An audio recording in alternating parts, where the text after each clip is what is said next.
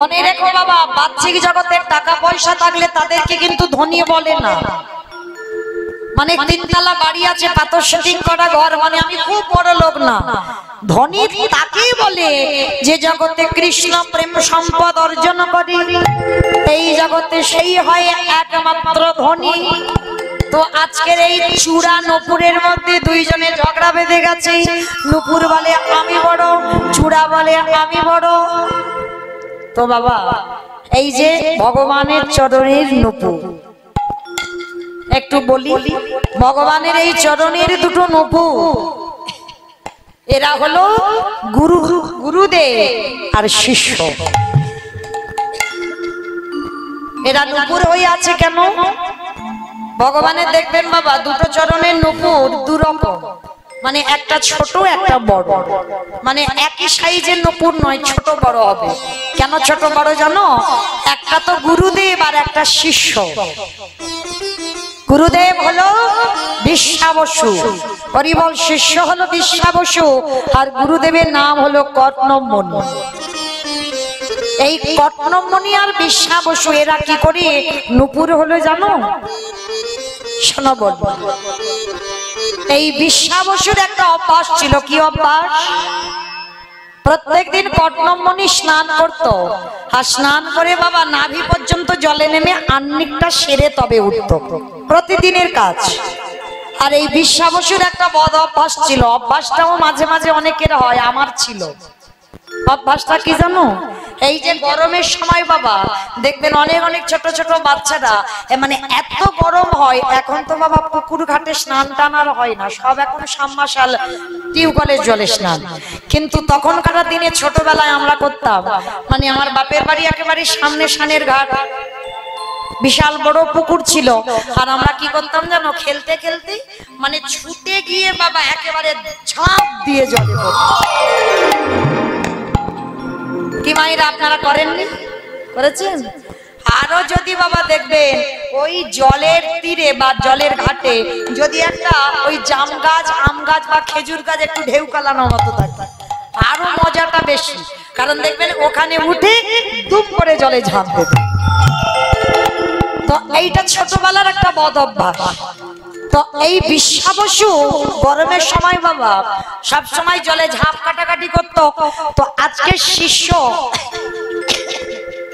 এমন ঝাঁপ দিয়েছে বাবা, বিশ্বাবসুর সেই পায়ের জলটা কর্ণমণির গায়ে গেলে, আর যেই না গুরুদেবের গায়ে শিষ্যের পায়ের জল, সঙ্গে সঙ্গে গুরুদেব রেগে গিয়ে বলেন অপদার্থ, তোর এত বড় স্পর্ধা, তোর পায়ের জল আমার গায়ে এসে লাগলো। হ্যাঁ শোন, তোর পায়ের জল যখন আমার গায়ে এসে লাগলো, আর এইরকম 24টা ঘন্টা যখন লাফিয়ে লাফিয়ে বেড়াস, আমি তোকে অভিশাপ দেব, এই মুহূর্তে তুই ভেগজনী প্রাপ্ত হ। আমাইরা ভেগ মানে কি? ভেগ মানে নাকি কাঠ বেড়াল, মানে ব্যাং, মানে চোখে ঘুম এসেছে তো বুঝতে পারছে না কি বলবে। মায়েরা ভেগ মানে ব্যাং। গুরুদেব অভিশাপ দিল, এই মুহূর্তে তুই ব্যাং হয়ে জন্মগ্রহণ করবি। শিষ্য ডুব রেখে দে উঠল, গুরুদেব গুরুদেব একবার বলে দেন, এই যে আপনি আমাকে ভেগজনিতে পাঠালেন, আমি উদ্ধার পাবো কবে? সেদিন গুরুদেব আশীর্বাদ করলো, উদ্ধার তুই সেদিনই পাবি যদি কোনোদিন রামচন্দ্রের হাতে তোর মৃত্যু হয়। আর রামচন্দ্রের হাতে তোর প্রাণ যদি চলে যায়, তুই সেই দিনই মুক্তি পেয়ে যাবি। সেই ছোট্ট ছেলেটা ব্যাং হয়ে জঙ্গলে জঙ্গলে ঘুরে বেড়ায়, আর এদিকে সীতামাকে হারিয়ে রামচন্দ্র দিশে হারা।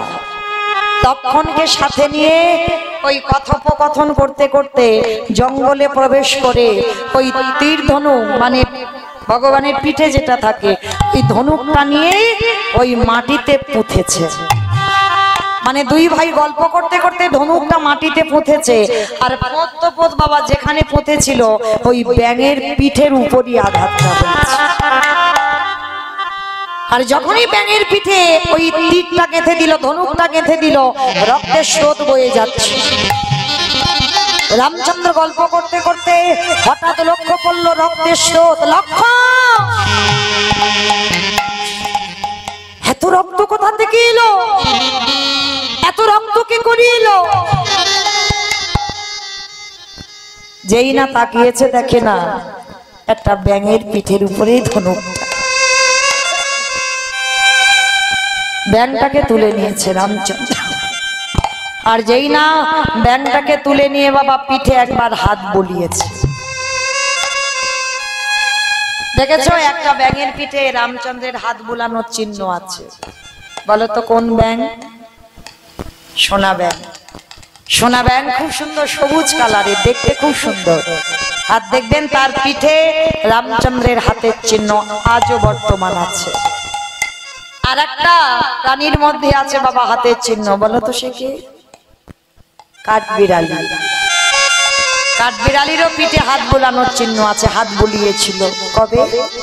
যেদিন সীতাকে হারিয়ে হনুমান আর ভল্লুকের দল কঠিন পরিশ্রম করছিল।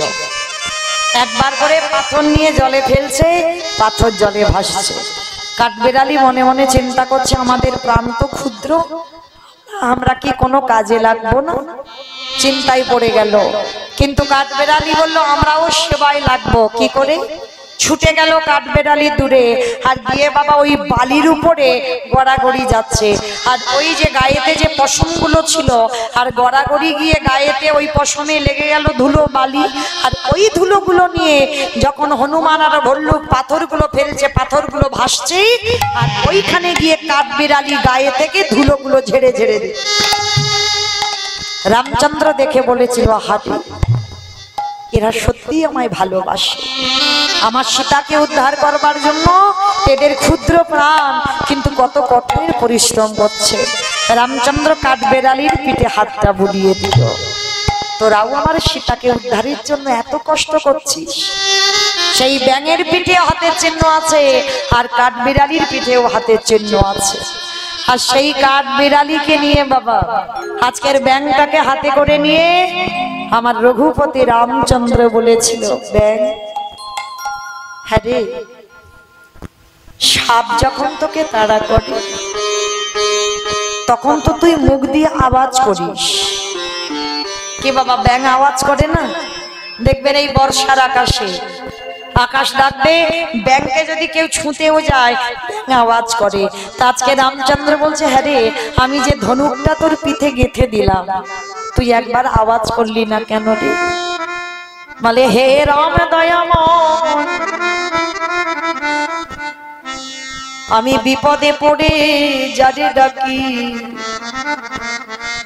সে আমায় আঘাত করেছে।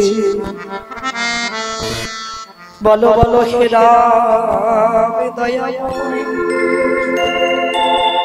সাবে যখন তাড়া করি আমি বিপদে হারাম হারামে বলি, কিন্তু যে রামচন্দ্রকে আমি স্মরণ করি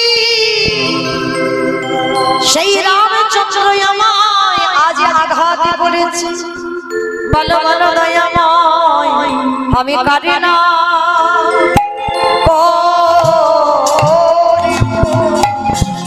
আমি কার না করব, যে আমায় মেরেছে তারি নামে মরব না, আমি তোমায় নামে করব। আমি বিপদে পড়ে জানি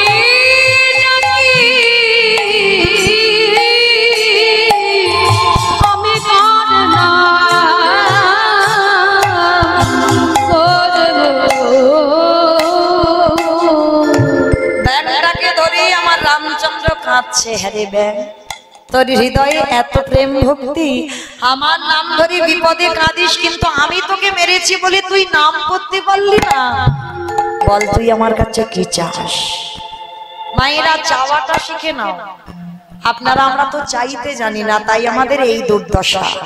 ব্যাঙটা চাইছে, দেখো হে দয়াময়, যদি দিতে হয় তুমি আমায় একটা ধনে দাও, বল কি চাস? তুমি আমার গুরুদেবকে চরণে ছাড়া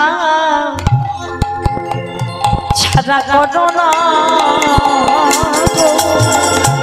তোমারই ওই চরণে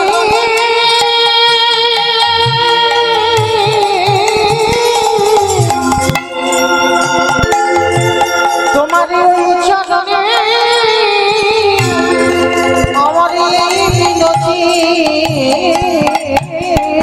আমার গুরুদেবের চরণ ছাড়া করো না গো। রামচন্দ্র বলছে, হ্যাঁ রে, যে গুরুদেব তোকে ভেগজনিতে পাঠালো, আজকে তুই সেই গুরুদেবকে বলছিস আমি চরণ ছাড়া করব না কেন? হে হে দয়াময়, আমার গুরুদেবী যদি আমার ব্যাগে করে জনম না দিত, জনম না দিত, তবে বলো বলো দয়াময়, ও গো দয়া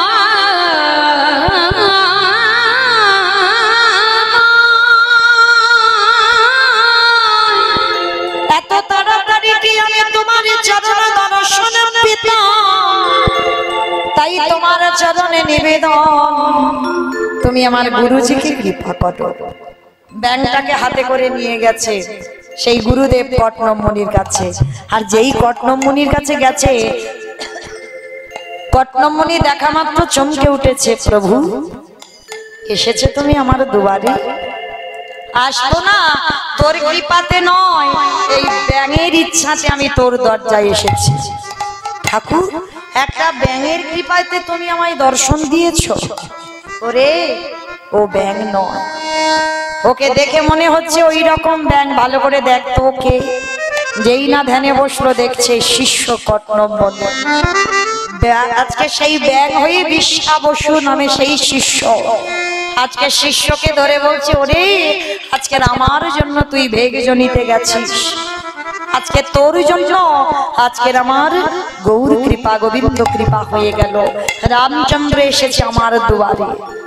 আজকে রামচন্দ্র বলছে, শোনো কটনম মুনি, তোমার শিষ্য বলেছে তোমাকে যেন আমার চরণে আশ্রয় দিই, তাই তুমি আজকে থেকে আমার ডান চরণের নূপুর হয়ে থাকবে। আর শোন, দেখ তোকে আমি চরণ ছাড়া করব না। যার এত গুরু প্রেম গুরু ভক্তি, তাকে গুরু চরণ ছাড়া করব না। তুই আমার বাম চরণের নূপুর হয়ে থাকবি।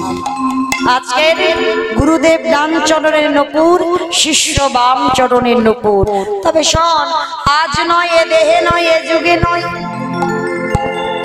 যেদিন বৃন্দাবনে আমি কৃষ্ণ হয়ে যাব, সেই দিন আমি কথা দিলাম তোরা গুরু শিষ্য আমার চরণের নূপুর হয়ে থাকবি। আরে রুনু ঝুনু রবি বেজে বেড়াবি, যেদিন রোজে আমি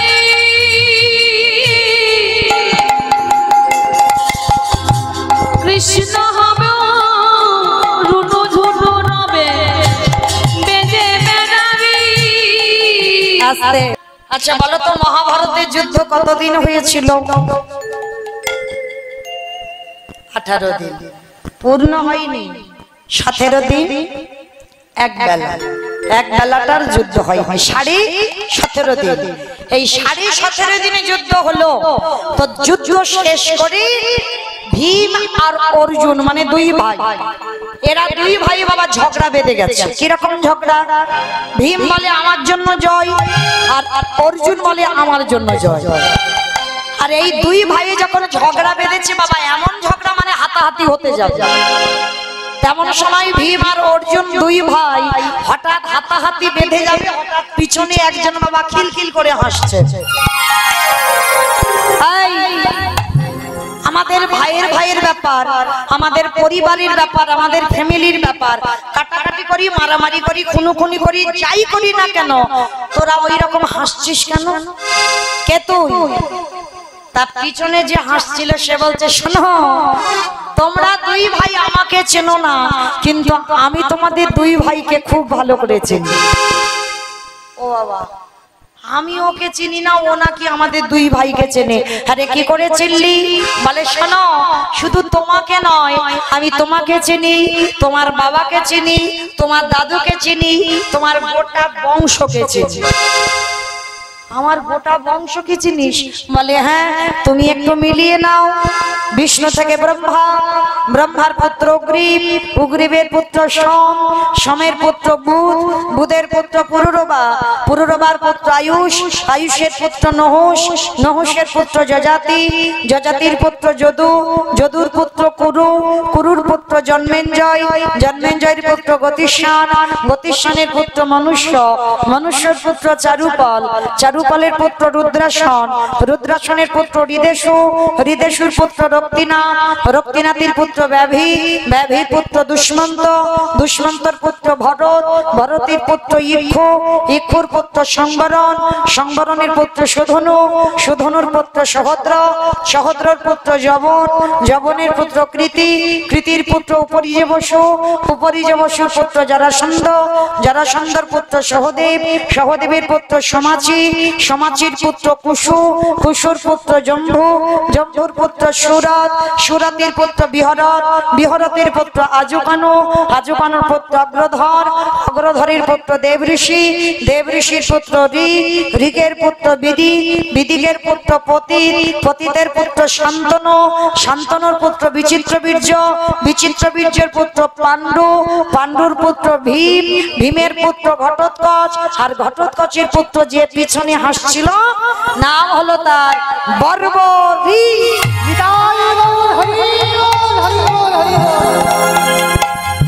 এত বড় বংশের ছেলে তিনি আজকের বাবা। পিছনে দাঁড়িয়ে দাঁড়িয়ে হাসছে ভীম আর অর্জুনকে দেখে, ভীম আর অর্জুনকে দেখে বলছে এই যে শোনো শোনো শোনো, দাঁড়া, দুই ভাইয়ে ঝগড়া করো না, শোনো যুদ্ধটা তো আমি দেখেছি, আমি জানি। বলে তুই যদি আমার নাতি হোস তাহলে তোর এই দেহটা কোথায় গেল, তোর মাথাটা ঝুলছে কেন? বলে ওইটা তোমার কৃষ্ণকে প্রশ্ন করো, ওইটা তোমার কৃষ্ণকে প্রশ্ন করো, তাহলে বলতে পারবে। কৃষ্ণ এসে হাজির। কৃষ্ণ, এ যদি আমার নাতি হয় তাহলে এর মাথাটা শুধু ঝুলছে, দেহটা কই? তখন আমার ভগবান মুচকি হেসে বলছে শোনো, যেদিন তোমরা সবাই আনন্দ করতে করতে যাচ্ছিলে কুরুক্ষেত্রের মাঠে, তোমার নাতি বর্বরিক আমার রাস্তা অবরোধ করেছিল, অবরোধ করে বলেছিল কৃষ্ণ একবার যদি আমি মাঠে খেলতে নামি কোনদিন তুমি পারবে না কুরুক্ষেত্রের মাঠে পাণ্ডবদের জয়ী করে ফেরাতে। তা ভগবান কৃষ্ণ বলেছিল বর্বরী তুই কিরকম যোদ্ধা, কই একটু প্রমাণ দে। বলে কি প্রমাণ দিতে হবে কৃষ্ণ? বলে শোন, একটা বান মারবি বটগাছের ডালে সব পাতা যেন ছিদ্র হয়ে ফিরে আসে। বলে কৃষ্ণ এ তো সোজা ব্যাপার। আর যেই না বাবা একটা বান মেরেছে বর্বরী, মানে পাতা সব ছিদ্র হয়ে বান রিটার্ন ফিরে এসেছে। ভগবান মুচকি হেসে বলছে বর্বরী কই সব পাতা ছিঁড়েছিস? বলে হ্যাঁ। বলে ভালো করে দেখে নাও সব পাতা ছিদ্র হয়েছে। আর ভগবান আড়ালে দাঁড়িয়ে বাবা মুচকি মুচকি হাসছে। বর্বরী বলছে কৃষ্ণ তুমি হাসো কেন?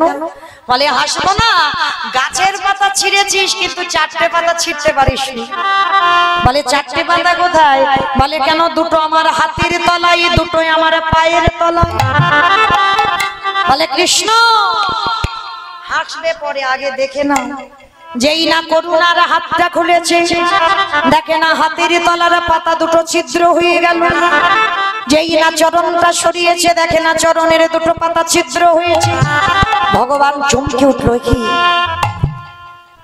এর হাতের তলায় যাকে রেখে দিয়েছে তাকে ছিঁড়ে দিল, পায়ের তলায় যাকে রেখে দিয়েছি তাকে ছেড়ে দিল। তাহলে এ বেটার হাত থেকে তো পাণ্ডবদের বাঁচানো যাবে না, তাহলে কি করব? ভগবান বলছে বর্বরী একটা কথা বলবো, তোর দাদু তো ভীম, তুই ভীমের দলে না গিয়ে তুই দুর্যোধনের দল ধরলি কেন? বর্বরী বলছে কৃষ্ণ ওই প্রশ্নের উত্তর দেওয়ার টাইম এখন আসেনি, তবে আমি দেব যদি কোনোদিন সময় হয়। আমি বলবো কেন দুর্যোধনের হলাম, কেন আমি আমার দাদুদের হলাম না। ভগবান মনে মনে চিন্তা করলেন এ বেটাকে বাঁচিয়ে রাখা যাবে না, এ বেটা যদি বেঁচে থাকে তাহলে বাবা আমি কোনোদিন পাণ্ডবদের জয়ী করাতে পারবো না, একে কোনো মতেই বাঁচিয়ে রাখা যাবে না। ভগবান বলছে বর্বরী সেই তো মাঠে খেলবি, এবার আমার সঙ্গে একটু যুদ্ধ কর। ভগবান ইচ্ছা করে বর্বরীকে সঙ্গে যুদ্ধ করছিল বাবা, আর সুদর্শন চক্রকে আহ্বান করে ওই সুদর্শন চক্র দিয়ে বর্বরীকের মস্তকটা ছেদন করে দিল। আর যখনই বর্বরীকের মস্তকটা ছেদন হয়ে গেল, বর্বরীকের কাটা মুন্ডুটা ছটফট করছে, কই কৃষ্ণ কোথায়, কৃষ্ণ কোথায় প্রাণ সখাকে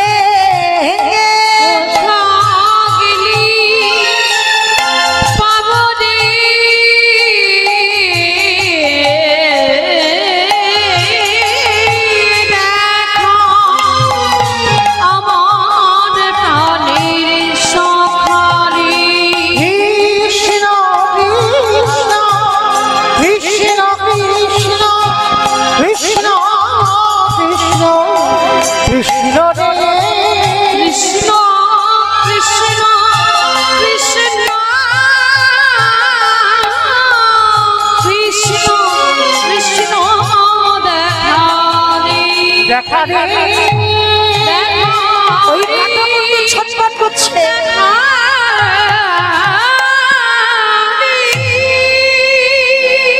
যখনই কাটা মুন্ডুটা ছটফট করছে, ভগবান কাটা মুন্ডুটা নিয়ে বলছে বর্বরী তুই কৃষ্ণ ভক্ত কেন বললি না?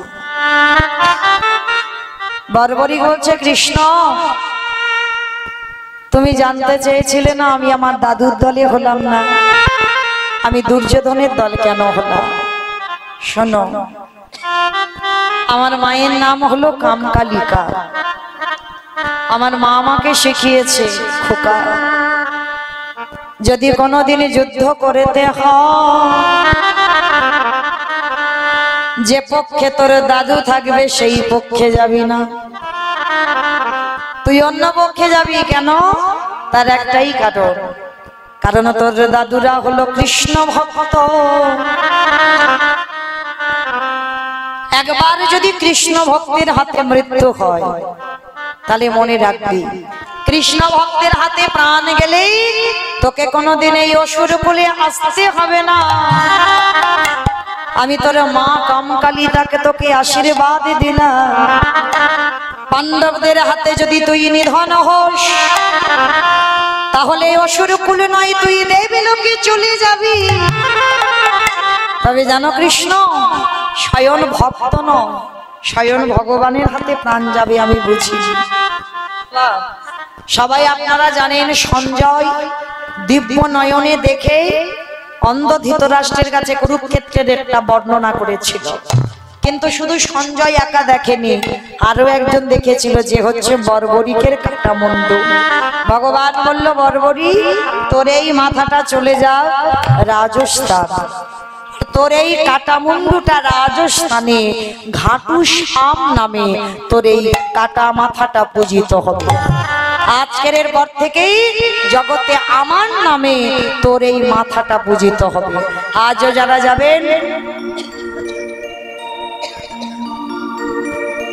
রাজস্থানে গিয়ে দেখে আসবেন বর্বরীকের কাটা মুন্ডুটা ঘাটু শ্যাম নামে পূজিত হচ্ছে। তাহলে মায়েরা বলেন তো এই যে বর্বরীকের কৃষ্ণ প্রাপ্তি হলো কার জন্য হয়েছিল? শুধুমাত্র তার মায়ের জন্য। মায়ের সৎ শিক্ষাটা দিয়েছিল, আর বর্বরী ঠিক ধৈর্য ধরেই ভগবানের চরণ আঁকলে বসেছিল। তাই তো আজকের অন্তিম সময় আজকেই আমার ভগবানের চরণ প্রাপ্তি হয়ে গেল।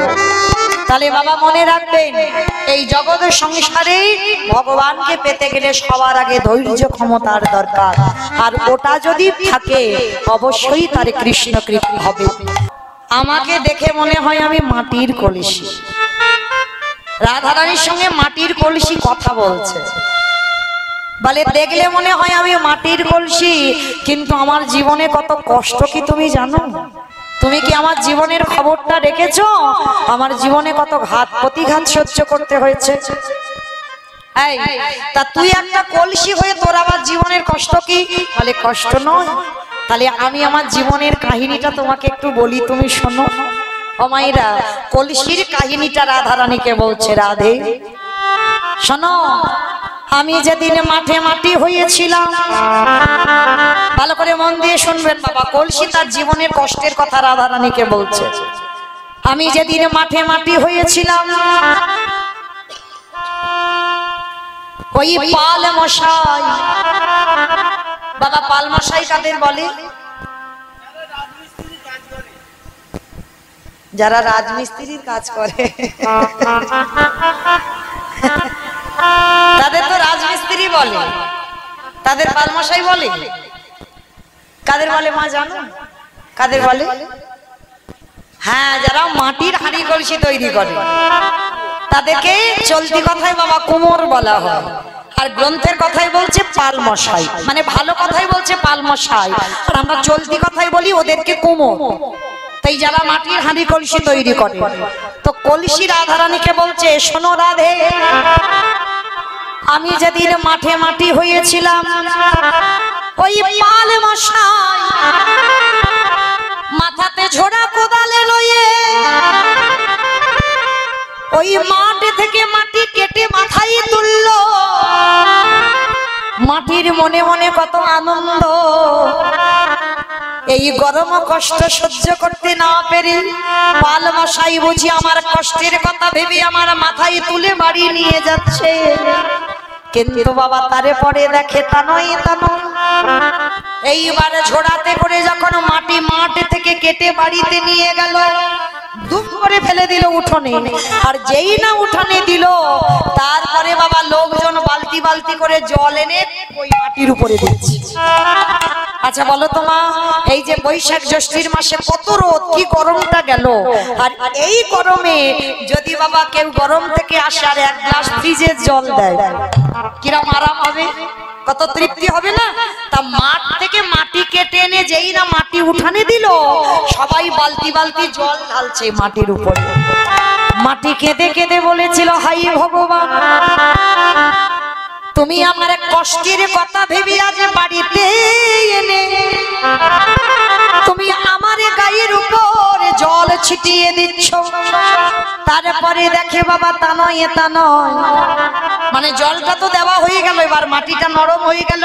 আর যেই নরম হলো, এইবারে বাড়ির লোকজনে সবাই মাটিটা মারাতে লাগলো। মাটি কেঁদে কেঁদে বলি, ভগবান আমি মাঠে ছিলাম ভালো, কে বলেছিল তোমার এত ভালো কাজ করতে? এ তো দেখছি আমার আরো দ্বিগুণ জ্বালা। এইবার মাটি যখন একেবারে মিহি হয়ে গেল, ওই কাকড় বালিগুলো আলাদা করে বের করে দিল। তারপরে দেখি তা নয়, তা নয়, এইবার একটা চরকাই বসিয়ে দিল মাটিটাকে। এইবার চরকাটা মন মন মন মন মন মন মন করে ঘুরছে। মাটি কেঁদে কেঁদে বলে, ভগবান আমি মাঠে ছিলাম ভালো, এতে দেখলাম মাটির থেকে আরো জ্বালা যন্ত্রণা বেশি। এইবার ওই চরকাতে ঘুরিয়ে কলসি তৈরি হয়ে গেল। এখনো দেখে তা নয়, তা নয়, এইবার ওই কলসিটা সারি সারি ভাবে রোদে শুকাতে দিল। এগো রংটা ছিল কালো, হয়ে গেল ফর্সা, একেবারে রোদে পুড়ে যেন সাদা মতো হয়ে গেল। কালো ছিল সাদা হয়ে গেল। তারপরে দেখে তা নয়, তা নয়, এখনো বাকি আছে। বারান্দায় জ্বলন্ত আগুন দাউ দাউ করে জ্বলছে। এইবারে ওই প্রখর রোদে থেকে কলসিগুলোকে একটা একটা করে ওই আগুনের মধ্যে সারি সারি ভাবে সাজিয়ে দিল। জ্বলন্ত আগুন দাউ দাউ করে জ্বেলে দিল। ওই আগুনে কেউ ফেটে গেল, কেউ চটে গেল। আরে যারা যারা রয়ে গেল, ওমা আগুনে পুড়ে যারা ফেটে গেল ওদের তো শেষ, আর ওদের কোনো কাজ নেই। কিন্তু যারা রয়ে গেল, পালমাশাই কি করে, আগুন থেকে বের করে একবার করে চাপড়ে দেয়। চাপড়ে দিয়ে দেখে কলসিটা কত পড়ে খেয়েছে। দেখলো বাবা বেশ ভালো পড় খেয়েছি, এইবার পালমশাই নিয়ে গেল বাজারে বিক্রি করতে। কলসির দোকানে সারি সারি ভাবে সাজানো হলো। ওদিকে বিশ্বভানু রাজার মেয়ে রাধারানী মেলায় এসেছে, আর মেলায় এসে বাবাকে ডেকে বলছে, বাবা ওই দেখো কলসিটা কি সুন্দর, তুমি আমায় কিনে দাও, আমি যমুনার জল আনতে যাব। কলসির জীবনটা কেমন দেখো, যে বিক্রি করে সেও মেরে দেখে, আর যে বাজার থেকে কিনে নেয় সেও মেরে দেখে নেয়। তাহলে সারা জীবন মার খেতে খেতে গেল সেই জন্ম থেকে, দেখের মাঠ থেকে। তাই এবার ভালো করে মেরে দেখে নিল বিশ্বভানু রাজা। এইবার রাধারানীর কাঁকে তুলে দিল। এইবার রাধারানী কলসিটা কাঁকে নিয়ে গেল যমুনার জল আনতে। কলসি কেঁদে কেঁদে বলছে, রাধে গো, সেই মাঠে মাটি হয়ে থাকা থেকেই তোমার কাঁকে ওঠা পর্যন্ত যদি জীবনে এত ঘাতে প্রতিঘাতে যদি সহ্য না করতাম, ভালো ভালো তবে কি যুগ দর্শন পেলাম। একেবারে তাই গৌর হরিব।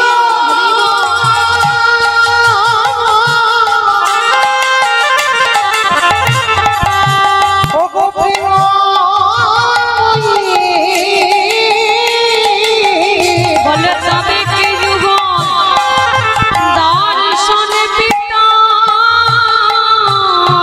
রাধে, তাহলে বলো এত ধৈর্য শক্তি আমার আছে, তারপরে তো তোমার কাঁকে উঠলাম, তারপরে আমি আমার রাধা গোবিন্দ যুগলে দেখতে পেলাম।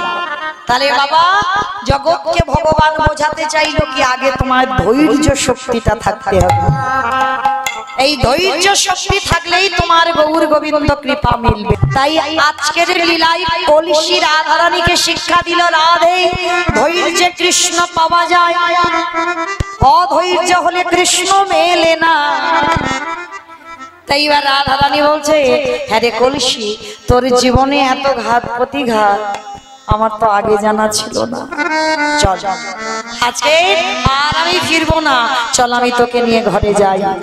তো আজকে রাধারানী ঘরে ফিরেছে। আর মায়েরা, রাধারানীর বাপের বাড়ি থেকে একটা যৌতুক দিয়েছিল, মানে সোনার কলসি, মানে কোনো মাটির কলসি নয়, পিতলের কলসি নয়, সোনার কলসি যৌতুক দিয়েছিল বিশ্বভানু রাজা রাধারানীর বিয়েতে। আর প্রতিদিন রাধারানী সোনার কলসিতে করে জল আনতে যেত, আজও গেছে। তো জানো এই সোনার কলসিটা জল আনতে গিয়ে রাধারানীর হাত থেকে কলসিটা কখন ছেড়ে চলে, ভালো করে বুঝবেন বাবা। তা যেই না খালি হাতে ফিরেছে, ললিতা, বিশাখা, ইন্দুরেখা, সখীগণ সবাই এসে বলছে, রাধে এই কলসিটার কত মূল্য তুই জানিস? নয় তোর বাবা তোকে যৌতুক দিয়েছে, তাহলে সোনার কলসিটা তুই হারালি কি করে? আচ্ছা বাবা ঠাকুর এই জায়গাটা একটু বুঝবেন। এই আমরা যখন বাবা অল্প রোজগার করি, হয়তো একটু হাতে আংটি পরার ইচ্ছা হয়েছে, কিন্তু কম রোজগার, তখন কি করি, একটা বাবা ওই পিতলের আংটি বা তামার আংটি ব্যবহার করি। মানে সব হয়েছে, একটা আংটি পরবো, একটা পিতলের আংটি বা তামার আংটি ব্যবহার করি। আচ্ছা বেশ কিছুদিন তামার আংটিটা ব্যবহার করতে করতে যদি ভগবান একটু দিন দেয়, যদি একটা রূপোর আংটি বানাতে পারি, তাহলে বলেন বাবা আর কি তামার আংটি ভালো লাগবে? কি মা ভালো লাগবে? তখন তামাটা ফেলে দিই, রূপোর আংটি পরবে। আচ্ছা সেই রূপোটা ব্যবহার করতে করতে বেশ কিছুদিন পরে বাবা যদি একটা কেউ সোনার আংটি বানায়, তাহলে রূপো আর ভালো লাগবে? লাগবে না। রূপোর আংটিটা খুলে দিই, একখানা সোনার আংটি ব্যবহার করবে। আর এই সোনা ব্যবহার করতে করতে যদি গৌর গোবিন্দ কৃপায় রোজগার ভালো হয়, ব্যবসা ভালো হয়, যদি বাবা কেউ একটা হীরের আংটি করে, কি বাবা আর ভালো লাগবে? সোনা রূপো কিচ্ছু ভালো লাগবে না। সোনা রূপো ফেলে দিই, একটাই আংটি পরবে, কিন্তু বাবা সেই হীরের আংটি পরে থাকবে। তা ললিতা, বিশাখারা বলেন, এই সত্যি করে বল, সোনার কলসি যে তোর হাত থেকে ছেড়ে গেল, তাহলে সোনার থেকে আর কি এমন মূল্যবান জিনিস দেখলি যে সোনার কলসি ফেলে দিলি? তাহলে আমার মনে হয় সোনার থেকে আরো মূল্যবান কোন জিনিস দেখেছিস? রাধা রানী বললেন, ললিতা রে, আমি সোনার থেকে আরো মূল্যবান জিনিস দেখলাম। কি দেখেছিস সেইটা তুমি জানতে চাইছি? যে সোনার কলসি ছেড়ে চলে গেল, তাহলে কি দেখেছিস? রে ললিতা রে, ওই যমুনার ঘাটে ওই কদম তরুমূলে আমি যে রূপের মানুষ দর্শন করলাম, ও যে সোনার থেকে আরো মূল্যবান। আরে ওই রূপী আমার যেই না নয়ন গেল, সঙ্গে সঙ্গে আমার হাতের সোনার কলসিটা ছেড়ে চলে গেল। ওই রূপে নয়ন দিয়ে দাঁড়িয়ে থাকতে থাকতে আমার নয়ন কুম্ভ ভরে গেল। নিতাই গৌর হরি বল।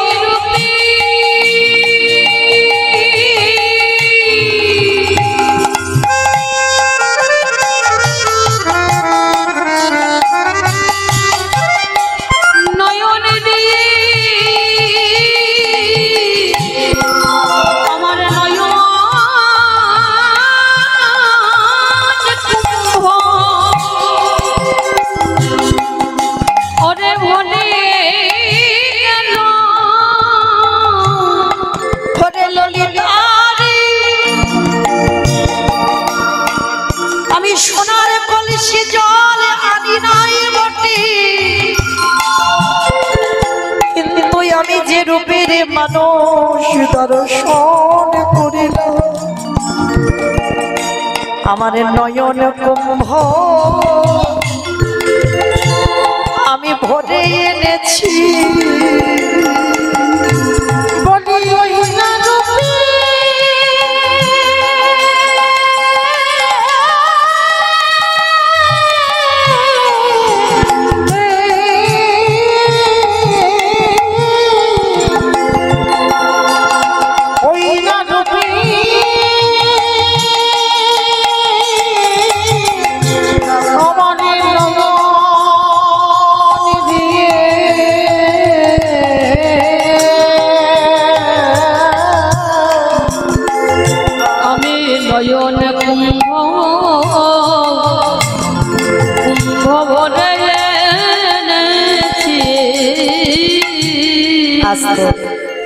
মায়েরা, সত্যি যদি কেউ আমার কৃষ্ণকে ভালোবাসে, একবার তার ওই রূপে নয়ন দিয়ে দেখেছো? প্রকৃতিভাবে যদি একবার ওই রূপে নয়ন দেওয়া যায়, আর চোখ ফেরানো যায় না। রাধারানী যমুনায় জলান্তি গেল, আমার গোবিন্দ রূপে নয়নে দিয়ে কলসি জল আনেনি, কিন্তু দুটো নয়ন কলসি জল ভর্তি করে সখীদের কাছে এসে বলছে, সখী তোরা তো কোনোদিনের সময় আমার কাছে আসিস না, কি ব্যাপার আমার কাছে এলি যে বড়? ললিতা, বিশাখা, ইন্দুরেখা, চম্পকলতিকা, রঙ্গদেবী, তুঙ্গবিদ্যা, অষ্টসখী সবাই বলছে, রাধে আমরা হরি দাসীর বদনে হরি কথা শুনতে বড় ভালোবাসি। মায়েরা মনে রাখবে, সব বদনে কৃষ্ণ কথা শুনতে ভালো লাগে না।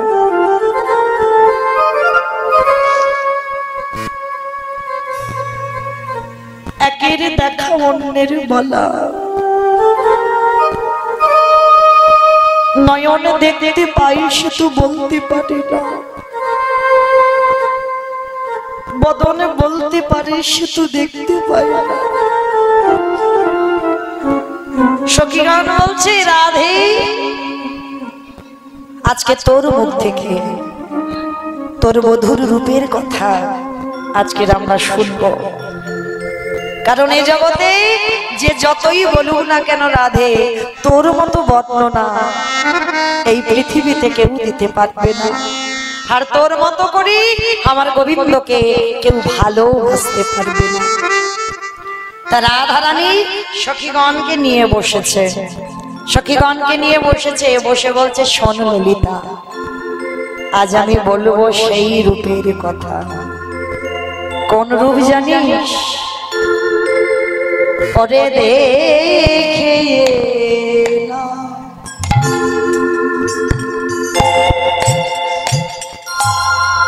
তারে গোস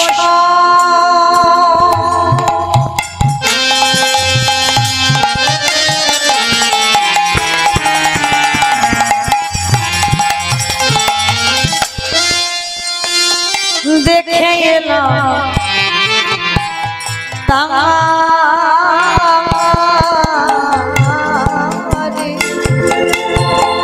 ওরে দেখে তারে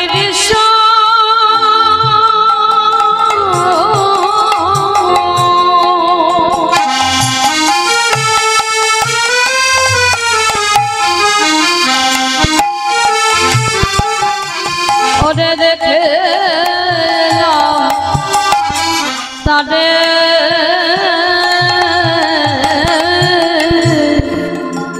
ওগো একই অঙ্গে কত না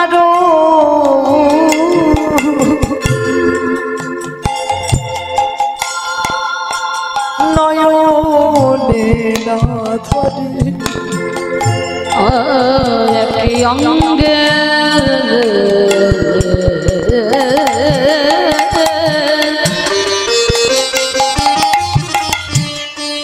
কত নারু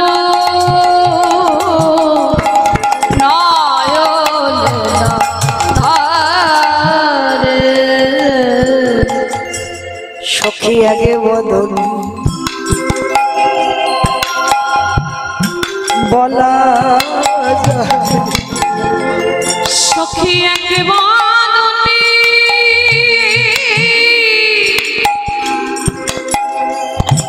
নানা বলা যায় না রে আমার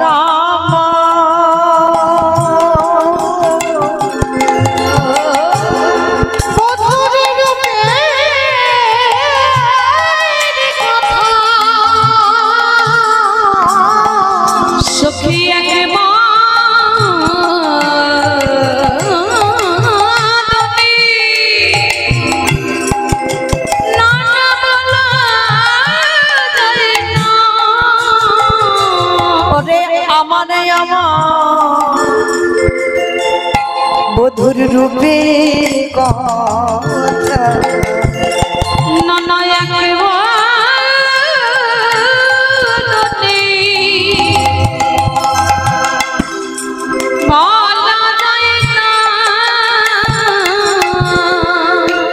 মানে ললিতা রে ওরে ললিতা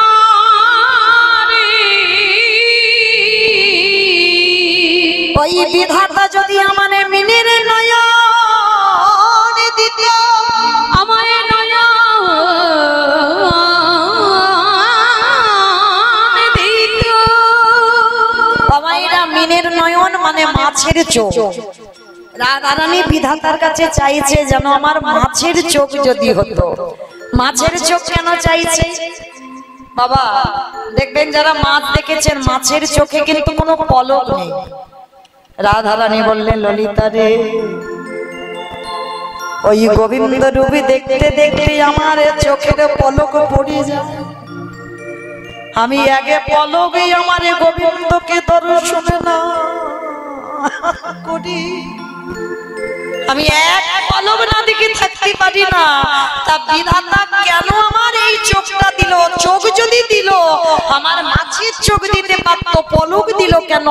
যখনই পলক পড়ে যায় আমি গোবিন্দকে দেখতে পাই না। ললিতা রে ওরে ললিতা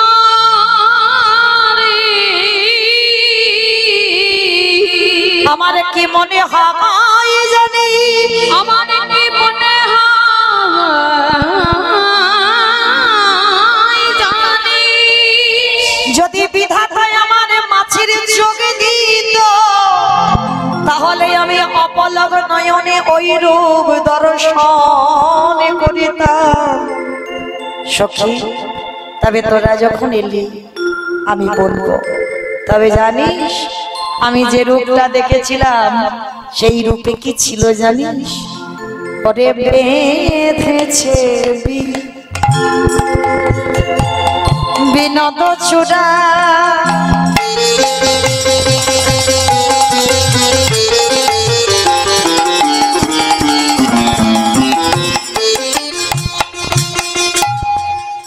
নবগুঞ্জা দিয়া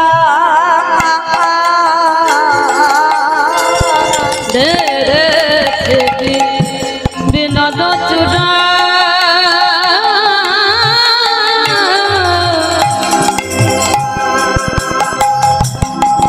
ওরে নবগুঞ্জা দিয়া উপরি ময়ূরের পাখা বামে হেলাইয়া, ও উপরে ময়ূরের পাখা বামে হেলাইয়া, আবার উপরি ময়ূরের পাখা বামে হেলাইয়া, উপরে ময়ূরের পাখা বামে হেলাইয়া, চূড়া বামে দেখে হেলে আছে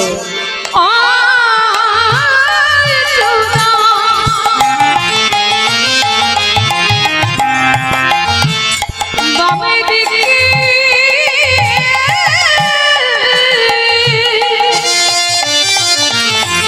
সদাই হেলিয়াছি, বলি কত সাধে মায়ের বাঁধা চূড়া, চূড়া বামে দিকে হেলে আছে। আসতে বাবা ঠাকুর গোবিন্দের মাথায় চূড়া আছে বটে। মাইরা এই লীলাটা কোনো কাহিনী কিন্তু নয়, এই লীলাটা হচ্ছে বর্ণনা, মানে রাধারানী সখীদের কাছে বর্ণনা করছে যা যা দেখেছে আমার ভগবানের রূপের মধ্যে। তো সবার প্রথমে বলছে জানিস ললিতা, আমার বধূ কদম্ব বৃক্ষের ডালে বসেছে কিন্তু মাথায় একটা বিনোদ চূড়া বাঁধা আছে। তবে শোন, সেই চূড়াটা বাঁধা আছে আমি দেখলাম, কিন্তু চূড়া ডান দিকে হেলেনি, পিছনে হেলেনি, সামনে হেলেনি, শুধু শুধু দেখছি বাম দিকে হেলে আছে। বলতো ললিতা, গোবিন্দের মাথায় চূড়া বামে হেলেছে কেন? ললিতা বিশাখা বলছে ওরাই বুঝলি না গোবিন্দের মাথায় চূড়াটা বাম দিকে কেন হেলে আছে? বলে ওদের দুজনের তো ঝগড়া হচ্ছিল। কাদের দুজনের জানো? ভগবানের চরণের নুপুর আর ভগবানের মাথার চূড়া, এই দুইজনের ঝগড়া হচ্ছে। তার চূড়াটা বাম দিকে হেলেছে কেন? ভগবান বাম দিকে হেলে কি করে? মোহন মুরলীর সাথে কদম মহিলার সাথে মুরলী সরি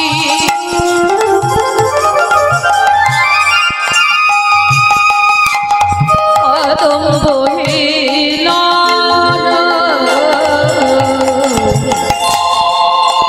মোহন মুরলী হাতে কদম মহিলানো মোহন মুরলী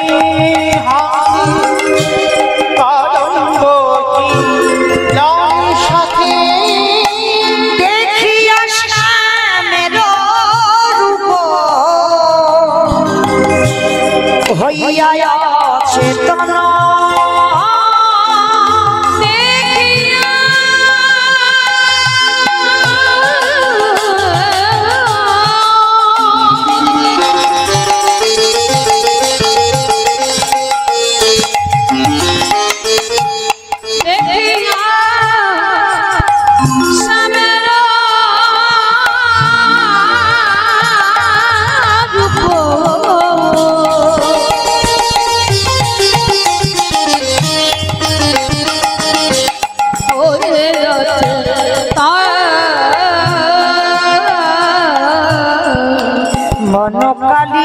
রূপ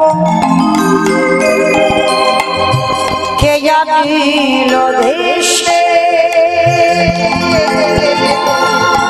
বড় কালিয়া রূপ কে জানিল দেশে অকলঙ্ক কুলেতে কুলো কলঙ্ক পরবেশ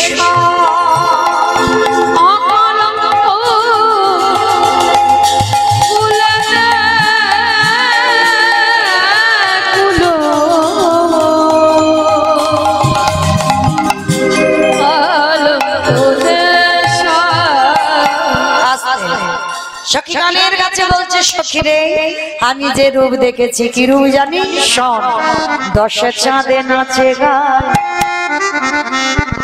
মুরলীর রন্ধে দশে চাঁদে নাচে গান উলুধ্বনি মাইরা আহমদে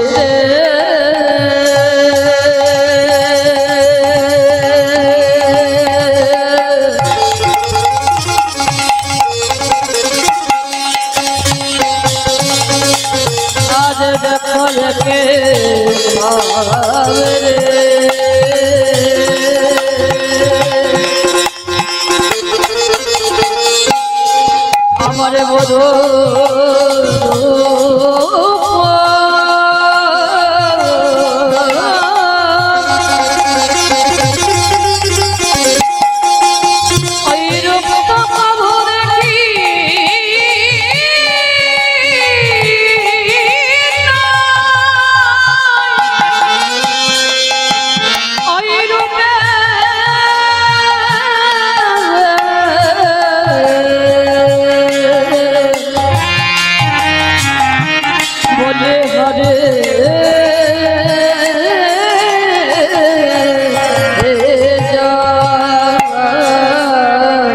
দশে চাঁদে নাচে গান মুরলীর রন্ধে দশে চাঁদে নাচে গান মুরলীর রন্ধে দশে চাঁদে নাচে গায় চরণার বৃন্দে দশে চাঁদ নাচে গান চরণ আছে হাতে 10টা নখ পায়ে 10টা নখ দেখে কি মনে হচ্ছে জানো যেন 10 চাঁদ উদয় হয়েছে আর ভগবানের বাবা ভগবান দেখলে চেনা যায় ভগবানের বাম চরণে আছে 8টা চিহ্ন আর ভগবানের ডান চরণে আছে 11টা চিহ্ন এই মোট 19টা চিহ্নর মধ্যে বাম চরণে প্রথম চিহ্ন হচ্ছে বাবা অর্ধচন্দ্র অর্ধচন্দ্র চন্দ্রটা কি করে চরণে এলো বাবা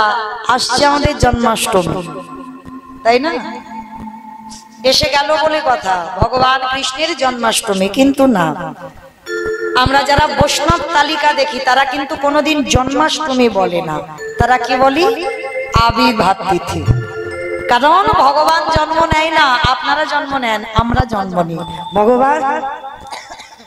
ভগবান আবির্ভাব হয় যেদিনে হয়েছিল দিনটা ছিল অষ্টমীর চাঁদ তাই তো ভাদ্র কৃষ্ণাষ্টমী তিথিতে কৃষ্ণ আবির্ভূত হয়েছিল কংসের কারাগারে জন্ম যদি নিত বাবা তাহলে মানুষের মতো আমরা বলতাম ভগবান জন্ম নিয়েছে কিন্তু না যদি আমরা কীর্তনিয়ারাও বলি ভগবান জন্ম নিচ্ছে সেটা ভুল হবে ভগবান আবির্ভূত হন মানে তিনি অজনে সম্ভব হন ভাদ্র কৃষ্ণাষ্টমী তিথিতে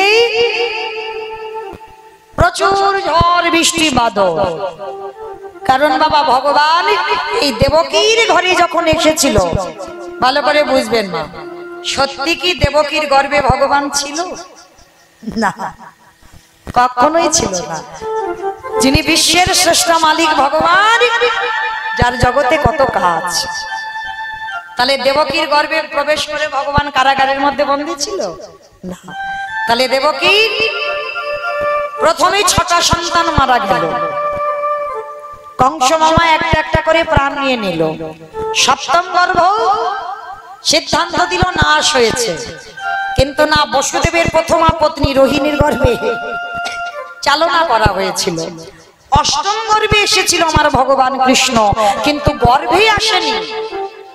দেবকীর গর্ভটা বাতাসে পরিপূর্ণ ছিল, বাতাস দেওয়া ছিল। আর ভগবান যখন আসবে তখন অচৈতন্য হলো দেবকী মা। দেবকী মা অচৈতন্য হয়েছিল। কেন অচৈতন্য হলো? ঠিক দেখেন, নিম গাছের তলায় নিমাইও যখন আবির্ভূত হয়েছিল তখন নিমাইয়ের মা শচী অচৈতন্য হয়েছিল। কেন হয়েছিল?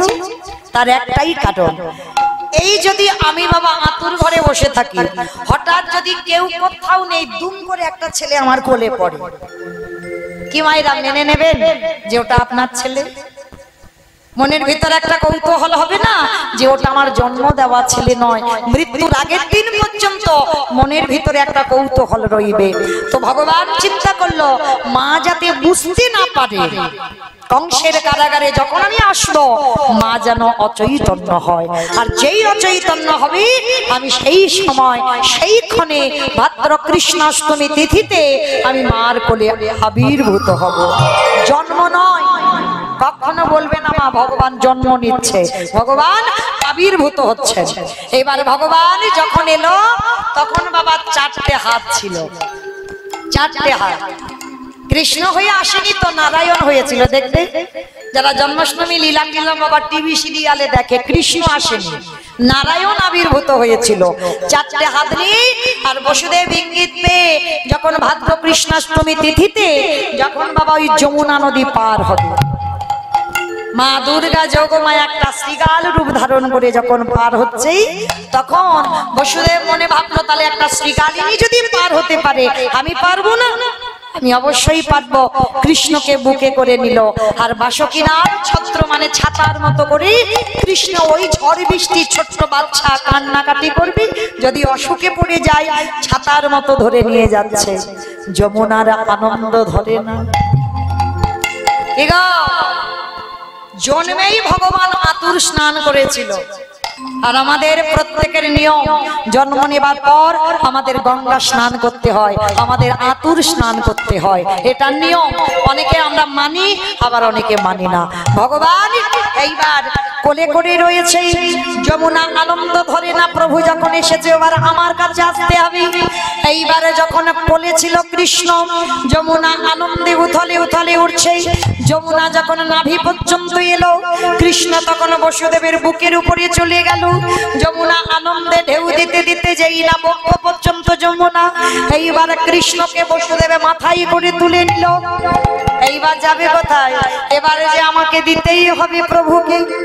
এইবারে এমন করে যমুনা ঢেউ দিয়েছে, আর সেই ঢেউে কৃষ্ণ যমুনার জলে ডুবে গেল।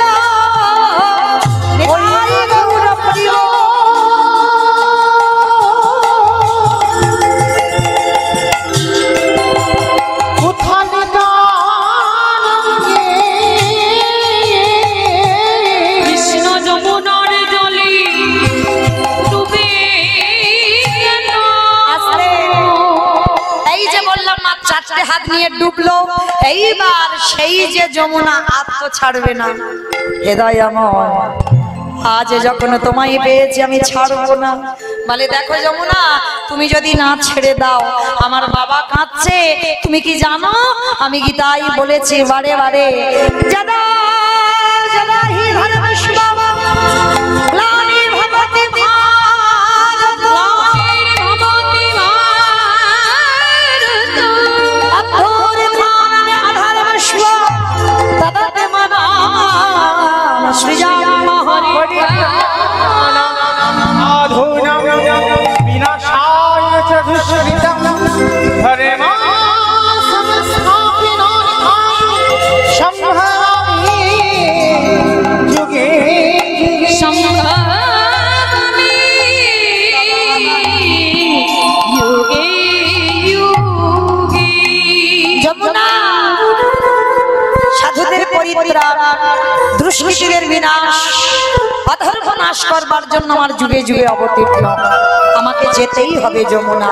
তবে কথা দিলাম চারটে হাতের মধ্যে দুটো হাত তোমার কাছে দিয়ে গেলাম, আর আমি যখন আবার যাব ব্রজে আমি দুটো হাতে কৃষ্ণ হয়ে ভেসে উঠব। মনে রাখবে, যমুনার কাছে দুটো হাত বন্ধক দিয়ে কৃষ্ণ যখন ভেসে উঠলো তখন আর চার হাতে নারায়ণ নয়, তখন দুই হাতে কৃষ্ণ হয়ে ভেসে উঠলো। আর যখনই ভেসে উঠলো এইবার বসুদেব নিয়ে নন্দালয়ে রেখে এলো। তাহলে মায়েরা, এই জগতের সংসারে সেই দিন কৃষ্ণের জন্ম দেখতে এসেছিল অষ্টমীর রাত্রির চাঁদ। আর যখন অষ্টমীর রাত্রিতে চাঁদ এলো, চাঁদ বলল, প্রভু আর আমি আকাশে থাকতে চাই না, আজকে থেকে আমি এই অর্ধচন্দ্র আমি তোমার চরণে আশ্রয় পেতে চাই। আর সেদিন থেকেই ভগবান নিজের বাম চরণে ওই আকাশের চাঁদ, অর্ধেক চাঁদকে নিজের চরণে রেখেছেন। আজকে তাই ভগবানের রূপের বর্ণনা করতে করতে রাধারানী বলছে, শোন, আমার গোবিন্দের হাতের 10টা নখ আর পায়ের 10টা নখ যেন আকাশে চাঁদ নেমে এসেছে। আহা, আজকে সেই কথা বলতে বলতে শোন সখী, আমি কেন গেলাম যমুনার জলে,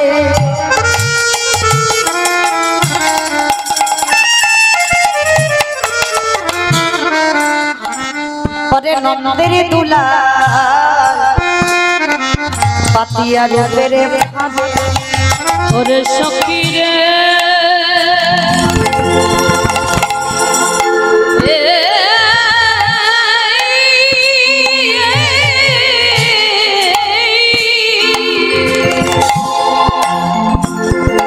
ওরে সখী রে,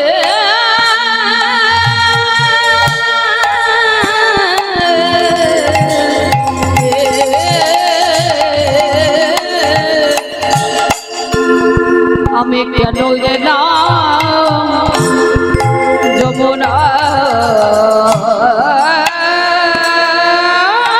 জলে, ওই নন্দের বেটা রূপের ছলে, ওগো বেদে ছলে কাদা বেডরালে গো, বেদে ছলে কদম বেড ডালে গো,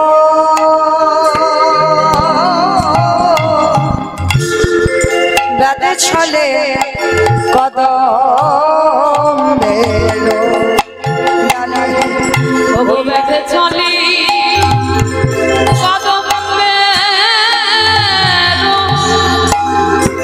ডালে,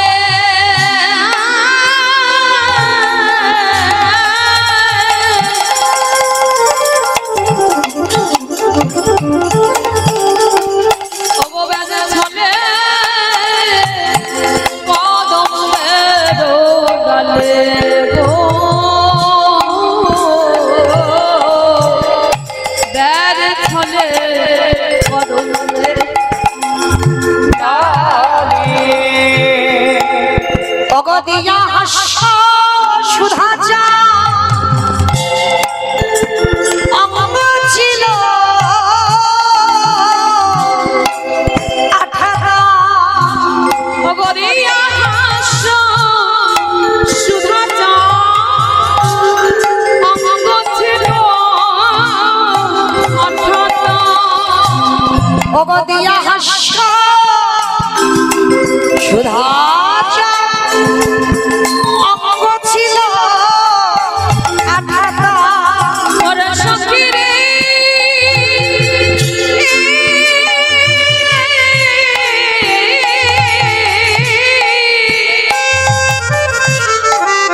দিয়া হাস্য সুধা চা,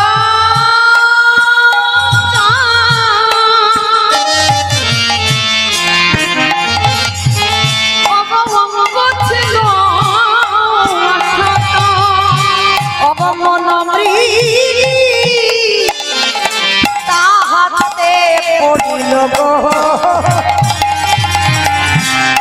এবারে মনে কি তাহাতে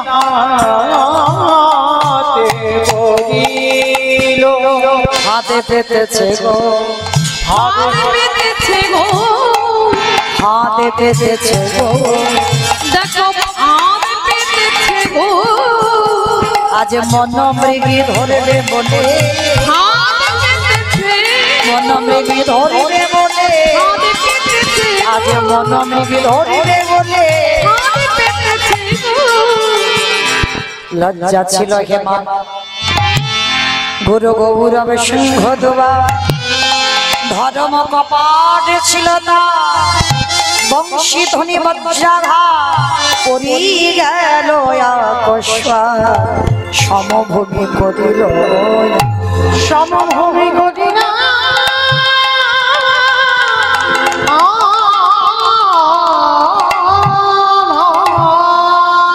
অগকালিয়া কুটিল বানে কুলশীল ধরে টানে কালিয়া কুটিল মানে কুলশীল ধরি টানে কালিয়া কুটিল বানে কুলশীল ধরে টানে কালিয়া কুটিল মানে কুলশীল ধরি টানে অথয়ে কুটিল ব্রজ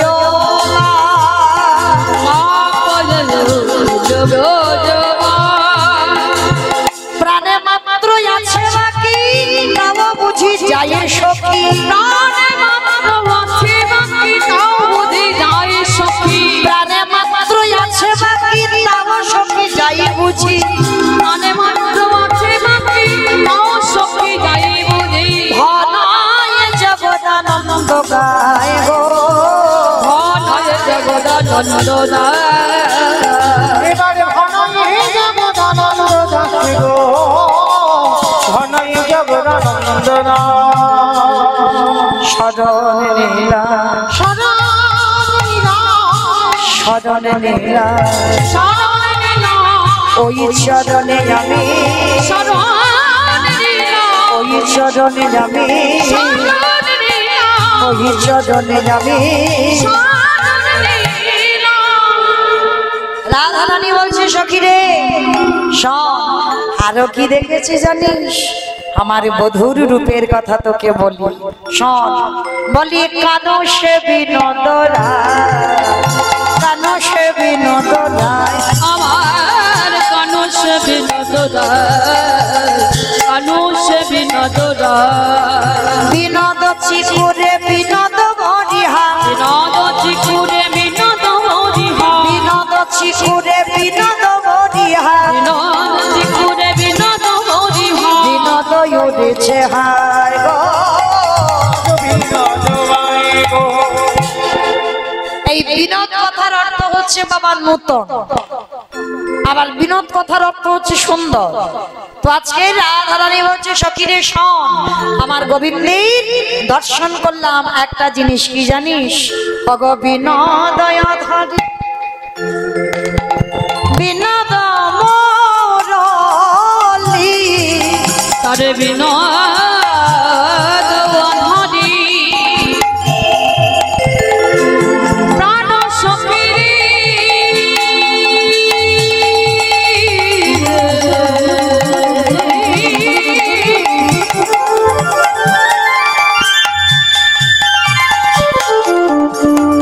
আমার প্রাণ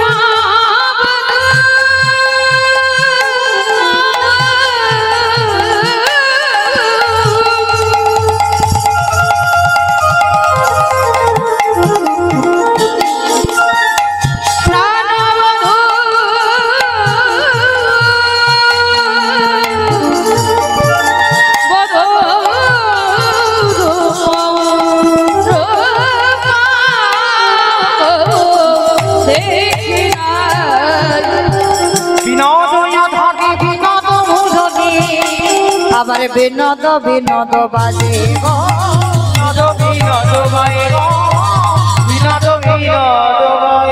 আস্তে অমাইরা ভগবান আজকের বিনোদ মুরলী বাজাচ্ছেন এই যে বাবা সকাল থেকে যত যত লীলাগুলো হচ্ছে একটাই বাঁশি কিন্তু বাজেনি যেমন আমার পরে লীলা হবে রাসলীলা তখন বংশীর ধ্বনি হবে তাই তো এখন বাজছে মুরলি। এই যে মুরলিটা হচ্ছে বাজছে, এই মুরলিটা বাবা জন্মটা কি করে হলো জানো? যেদিন বাবা ব্রহ্মা নিষ্কাম যজ্ঞ করেছিল, আর এই নিষ্কাম যজ্ঞে 25 পর্ব একটা বাঁশ উঠেছিল, 25 পর্ব বাঁশ।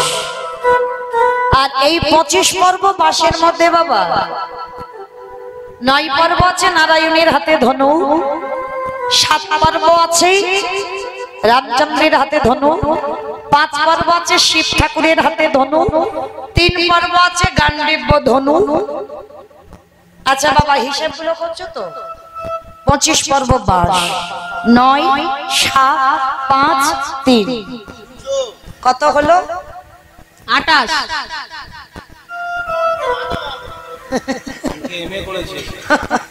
অঙ্কে মাথা ভালো, আমার একটু ভালো করে গুনে টুনে বলো তো, আমি তো অত ভালো হিসাব জানি না।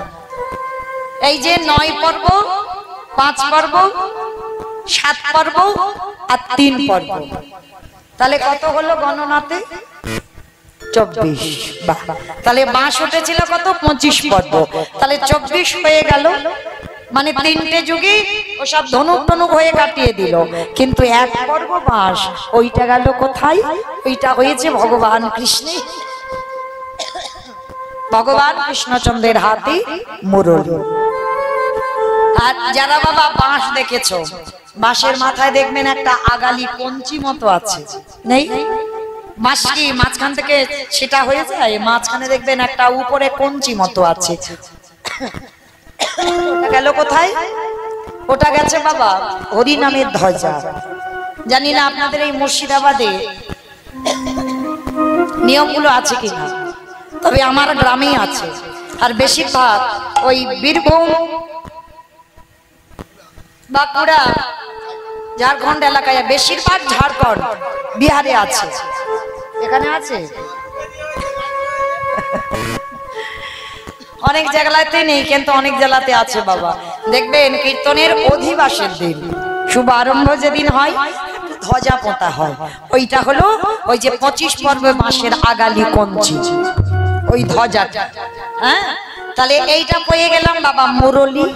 কিন্তু মুরলি পাওয়া গেল, তাহলে বাবা বংশীটা কোথায়?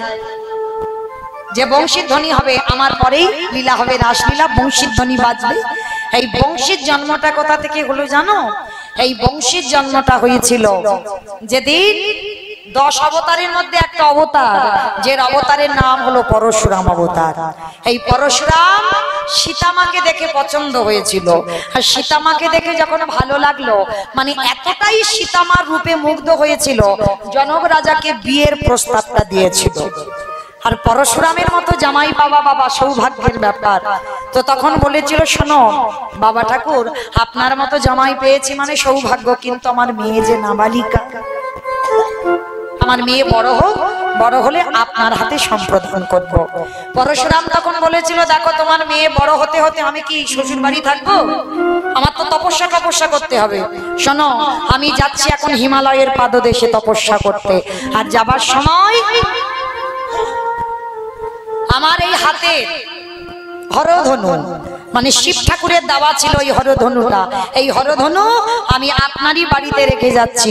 মনে রাখবেন, এই হরধনুটা যদি কেউ কোনোদিন ভঙ্গ করতে পারে, তাহলে জেনে যাবেন আমার থেকে সে অনেক ক্ষমতাশাল, অনেক ক্ষমতাশীল, আমার থেকে অনেক বীর, তার হাতে আপনার কন্যাকে সম্প্রদান করবেন। তাইবার সেই পরশুরামের গান্ডীব ধনু হরিবল, সেই হরধনুটা রেখে গেল। আর যেদিন সীতামা বড় হলো স্বয়নবার সভায়, আমার জ্যেষ্ঠ পুত্র রামচন্দ্র এসে হরধনুটা স্পর্শ করতেই হরধনু ভঙ্গ হলো। আর যখন ভঙ্গ হলো, সীতামাকে বিবাহ করলো। তখন হরধনু কেঁদেছিল, হে দয়াময় মা লক্ষ্মীকে এতদিন আমি আগলে রাখলাম, আমি যদি অন্য কারোর হাতে ভেঙে যেতাম, তাহলে সেটা আমাকে সেই বিয়ে করতো। তাহলে এতদিন আপনার ঘরণীকে আমি আটকে রেখেছি, তার জন্য আমাকে কিছু দেন। হরধনুকে বলেছিল বল কি চাস? বলে দয়াময় অন্য কিছু নয়, আমি তোমার হাতের বংশী হতে চাই। বলে বেশ, আমার হাতের বংশী হবে, তবে আজ নয়, এ দেহে নয়।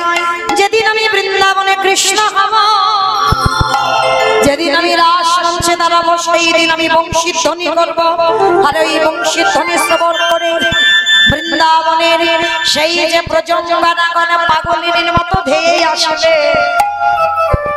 আশা, তুই শুধু বৃন্দাবনের বংশী নয়, আরো একটা হবি কলিযুগে, তুই হবি আমার হাতে দণ্ড। মহাপ্রভু যেদিন সন্ন্যাস নিল, হাতের ওই দণ্ডটা নিয়ে সন্ন্যাস হয়েছিল।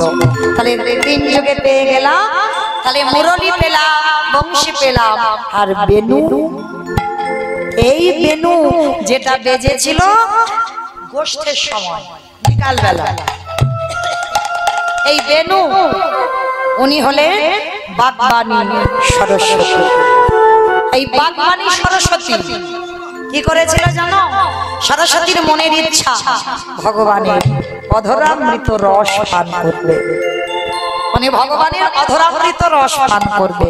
আর এই ইচ্ছা করে বাগবানী তপস্যায় বসেছিল। মাইরা, এই যে আমি এতক্ষণ ধরে বক বক বক বক করে যাচ্ছি, আমার ক্ষমতা আছে? ক্ষমতা নাই। ভগবান সরস্বতীর দ্বারা কণ্ঠে বসিয়েছে, মা সরস্বতী শক্তি দিচ্ছে বলে তবেই কিন্তু এত গান, এতক্ষণ কথা বলতে পারছি। আর সরস্বতী যদি বাবা নিস্তব্ধ হয়ে যায়, জীব জগৎ সব বোবা হয়ে যাবে। সরস্বতী ধ্যানে বসেছে, জীব জগৎ আর কথা বলতে পারছে না, সব বোবা হয়ে যাচ্ছে, সবাই ছুটে গেছে প্রভু প্রভু তুমি কিছু একটা ব্যবস্থা করো। বলে বেশ, আমি যাচ্ছি। বাগবানী সরস্বতীর কাছে গেলেন। বাগবানী, বলো তুমি কি চাও? বলে প্রভু তুমি তো জানো ভক্তের মনের আশা, আমার ইচ্ছা তোমার অধরামৃত রস আমি পান করব। যেই না বললেন তোমার অধরামৃত রস, অধরামৃত রস পান করব, শোনো এ যুগে নয়, এ দেহে নয়, আমি কথা দিলাম যেদিন আমি বৃন্দাবনের কৃষ্ণ হব, সেদিন তুমি হবে আমার হাতের বেনু। আর সেদিনে তুমি আমার হাতে যখন আসবে, শোনো বাগবানী, সেদিনে তুমি আমার অধরামৃত রস পান করিবে। তাই গৌর হরি পান করিবি। ও বইয়া শিরিনা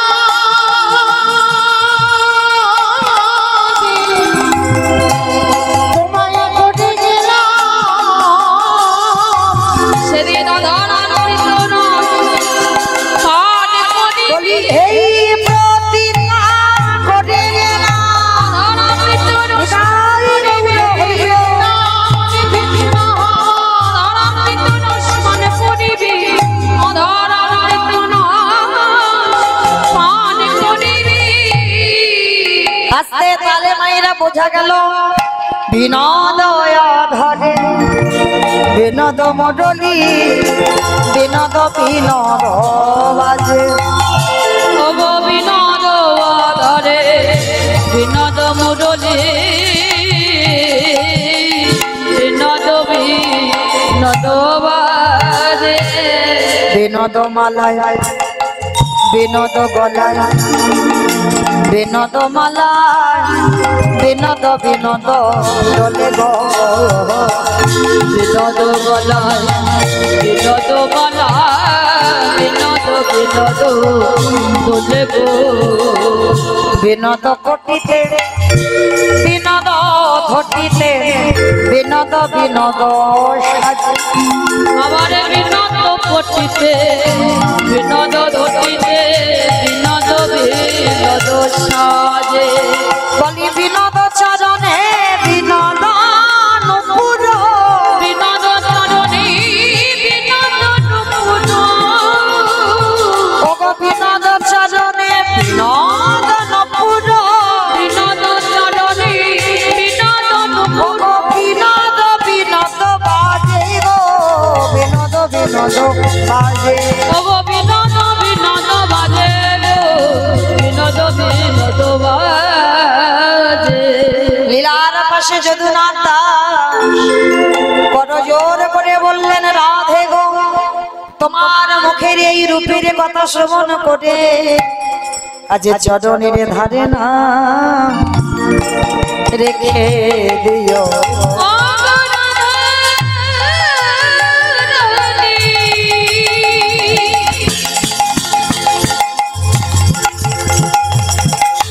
চরণের ধারে ধারে না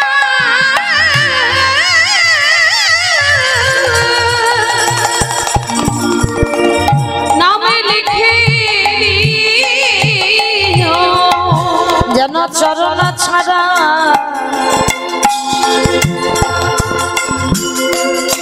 রাধে করো না। চরণের ধারে ধারে না নামে লিখে সখীদের কাছে বলছে, সখীরে শোন, আজকে তোদের কাছে বলবো, পরে অল্প বয়সে মোর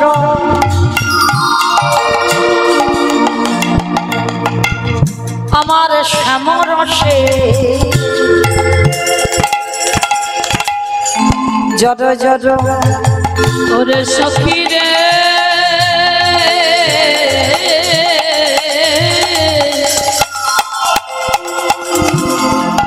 অল্পমা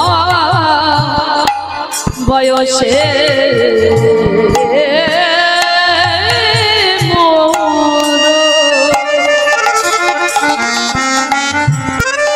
শ্যামরসে জড় জড় আসতে।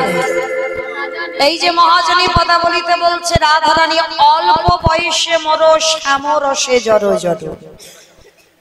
সখী, আমার আর আমার গোবিন্দের ভালোবাসা আজকে কারার নয়। বাবা ঠাকুর, আপনারা জানেন তো আমার রাধা গোবিন্দের ভালোবাসাটা কবে কারার? হ্যাঁ, এ ভালোবাসাটা আজকে কারণ নয়, এ ভালোবাসাটা সেই সুতিকা মন্দির থেকে হয়ে আসছে। ওমা, সুতিকা মন্দির কাকে বলে আগে বলো তো দেখি? গোয়ালঘর। গোয়ালঘর গোয়ালঘরকে সুতিকা মন্দির বলে।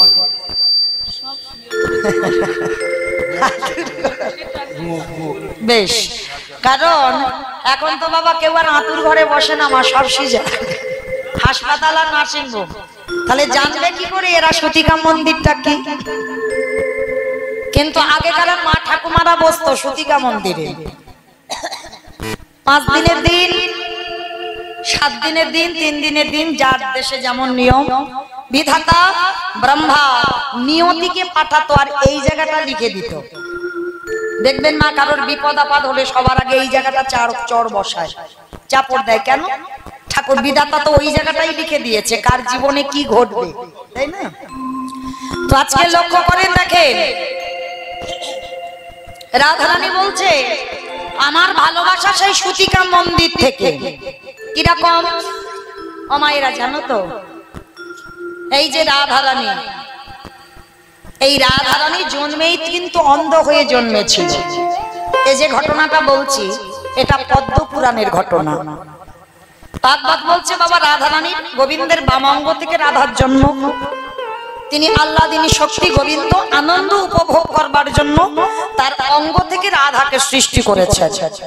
কিন্তু এখন যে কথাটা বলছি এটা পদ্ম পুরাণের কথা।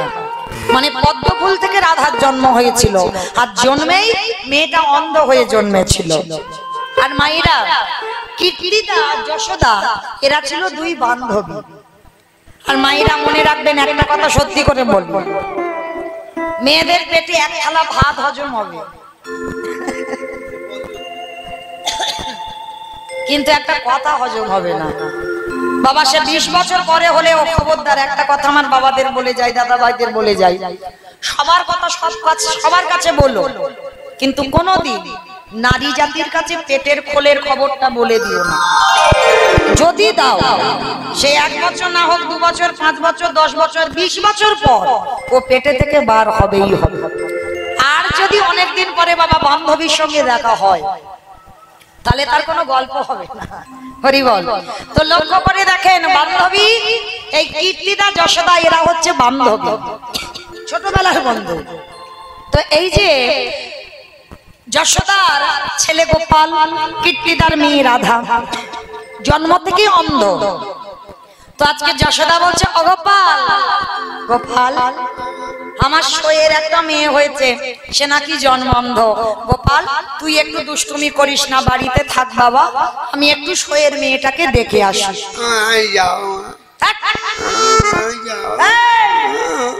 দেখেছো কিরম জেদ ধরেছে, দেখেছো ও নাকি যাবে। শোন গোপাল, একটা তুই বড্ড দুষ্টুমি করিস, যেখানে যাবি তুই গন্ডগোল পাকাবি। হ্যাঁ লক্ষ্মী ছেলে, সোনা ছেলে, তুই বস, আমি তোকে নিয়ে যেতে পারবো না।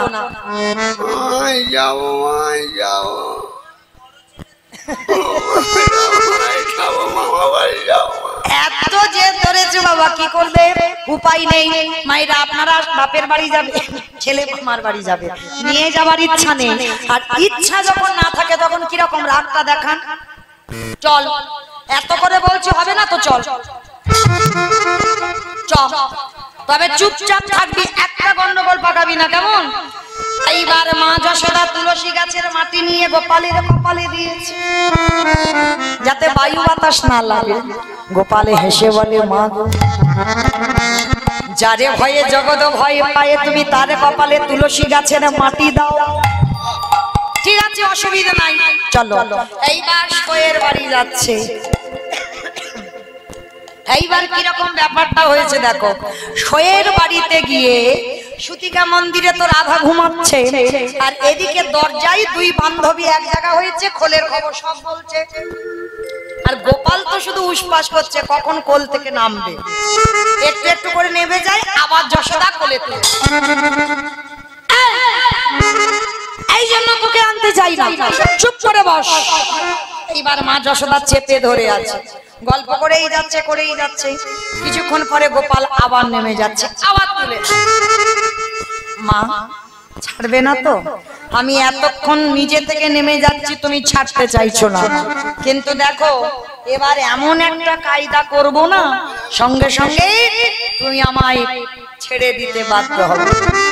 ডাক্তার, এইবার মায়ের গলায় ছিল গজমতির হার, অনেক টাকা দাম।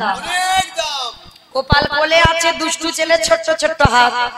ওই মতির মালাটা আজকের শক্ত করে গোপাল ধরেছে, আর শক্ত করে ধরে মা তো গল্প করে যাচ্ছে, আর এমন করে শক্ত করে ধরে টান দিয়েছে, এমন টান দিয়েছে ওই মতিগুলো ঝরঝর ঝরঝর।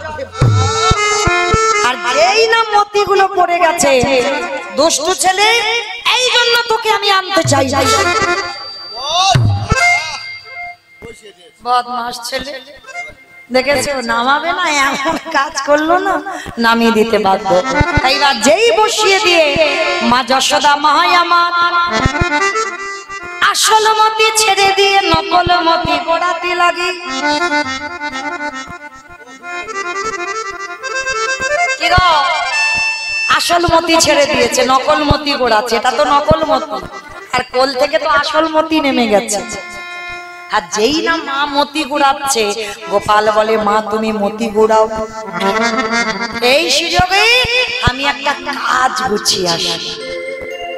বাবা বলতে গেলে তো সারা রাতে ফুরাবে না, অন্ধ কি এমনি এমনি হয়েছে, নিজের বউটাকে অন্যের বউ করবে। সেই যে অভিমন্যু ঋষি তপস্যা করেছিল, তপস্যা করে বলেছিল, ঠাকুর তোমার বউকে আমার বউ করে দিতে হবে। ভগবান বলে, হ্যাঁ গো, এই ঋষি ঋষি মানুষের মাথায় কি এমন পোকা কামড়ালো, হ্যাঁ আমার বউকে ওনার বউ করতে হবে। বলে ঠিক আছে দেব, কিন্তু মনে রেখো তুমি নপুংসক হয়ে জন্মাবে, আমার স্ত্রী তোমার স্ত্রী হবে। ভগবান মনে মনে ভাবলো, এটাই আমার ভালো হলো, কারণ আমারও একটা মনের ইচ্ছা। ইচ্ছাটা কি বাবা? নিজের বউয়ের সঙ্গে প্রেম করলে এত সুখ হয় না। ভগবান যার জন্য বৃন্দাবনে পরক্রিয়া রসটাকে আস্বাদন করবার জন্য নিজের বউটাকে অন্যের বউ করে পাঠালো। সেই অভিমন্যু ঋষি হলো আয়ান ঘোষ, আর ভগবানের আশা পূর্ণ হলো, ভক্তের আশাও পূর্ণ হলো। ভগবান পরকীয়ার আস্বাদন করবার জন্য বৃন্দাবনে আজকে সেই সুতপা ঋষি, মানে যাকে অভিমন্যু ঋষি বলে, সেই অভিমন্যু ঋষি আজকের হলো আয়ান ঘোষ। আর বলেছিল মা লক্ষ্মী, যাবো আমি কিন্তু অন্ধ হয়ে যাব, যতদিন না তোমায় দেখবো ততদিন আমি চোখ মিলে তাকাবো না। তো ভগবান বলে এবার চোখের ব্যবস্থাটা তো করতে হবে। তা মতি ঘোরাচ্ছে যশোদা, আর গোবিন্দ হামাগুড়ি দিয়ে গেছে সুতিকা মন্দিরে, আর পালঙ্কের পায়া বেয়ে বেয়ে উঠেছে। কিরম বদমাস ছেলে দেখো, উঠে কানের কাছে গিয়ে ডাকছে, রাধে গো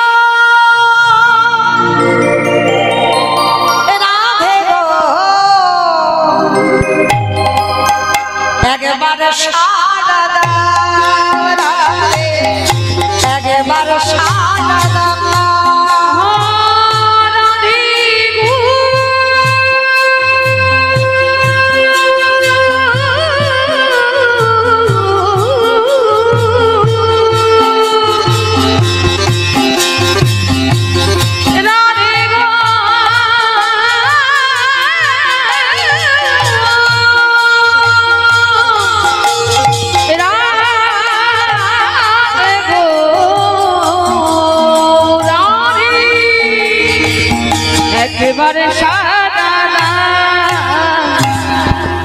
আজকে রাধারানীকে দেখে যেই না কানের কাছে এসে ডাকছে, বাবা কানের কাছে ডাকলে কি হবে, হচ্ছে না, একেবারে হৃদয়ে চড়ে বসেছে। চড়ে বসে গোবিন্দ আমার বদনে চুম্বন দিয়ে বলছে, বাবা এটা আপনাদের আমাদের প্রেম নয়, আত্মেন্দ্রিয় প্রীতিবাঞ্ছা তারে বলে কাম, কৃষ্ণেন্দ্রিয় প্রীতিবাঞ্ছা ধরে প্রেম না। আপনাদের আমাদের ভালোবাসাতে কামের বাতাস আছে, কিন্তু রাধা গোবিন্দের প্রেমে কোনো কামের বাতাস নাই। পিতে পীড়ন করে দশেন্দ্রিয়গণ, রীতে রীতে ভস্ম অনুরাগের লক্ষণ, তিতে তিতা গুণের ভাবের বিকাশ, পিরিতির কিরিতি কথা দ্বিজ চণ্ডীরা। তাইবার কি করেছে বাবা, রাধারানী যেই না ডাক দিয়েছে, সেই রাধারানী বলছে, সখীরে সেই ছোট্টবেলা থেকে আমার বধূকে ভালোবেসে কি হলো জানিস, ওরে অল্প বয়সে মোর আমার শ্যাম রসে জড় জড়, ওরে সখীরে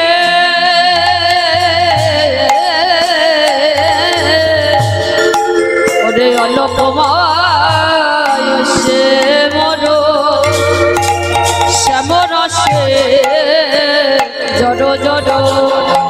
ওগো না জানি কি হবে পরিণামে গো, না জানি ওরে নবে গো, ওরে না জানি কি হবে পরিণামে। অমাইরা রাধারানীর মাথার ঠিক নেই, বলছে সখীরে শোন কি হচ্ছে জানি, যদি চলি যাই পথে সঞ্জার মোর পাছে পাছে, যদি চলি যাই পথে সামলাই মোর পাছে পাছে, চলে যাই পথে সাজাই মোর সাথে সাথে, আমি হাঁটা চলা করছি গোবিন্দ আমার পাছে আছে, বলে শোন চরণে চরণ ঠেকাই, চরণে চরণ ঠেকাই না গো, চরণে চরণ ঠেকাইয়া যাও গো, চরণ ঠেকাইয়া। আমি হাঁটা চলা করছি আমার পাছে পাছে যাচ্ছে, বলে একটা কাজ কর, তুই চোখ বন্ধ করে চুপচাপ দাঁড়িয়ে থাক। রাধারানী বলছি, ওরে সেটাও করে দেখেছি, যদি নয়ন মোদে থাকি অন্তরে গোবিন্দ দেখি, যদি নয়ন মুদে থাকি অন্তরে গোবিন্দ দেখি, যদি নয়ন মোদে থাকি অন্তরে গোবিন্দ দেখি। আমি যদি নয়ন মুদে থাকি অন্তরে গোবিন্দ দেখি। মা চোখ বন্ধ করলেও দেখতে পাস, তাহলে তাকিয়ে বসে থাক, ঘুমাবি না। বলে সখী তাও করেছে, নয়ন মেলিয়া দেখিস, নয়ন মেলিয়া দেখিস, নয়ন মেলিয়া রে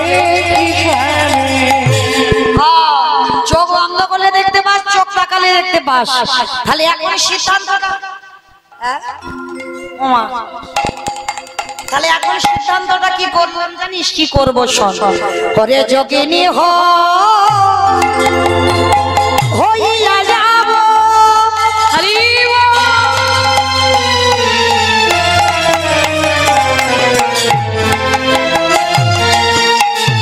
শ্রবণে জল দিব আমি যোগিনী হইয়া যাব।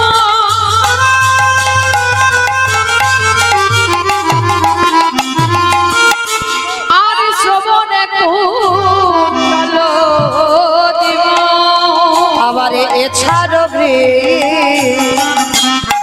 গৃহপদী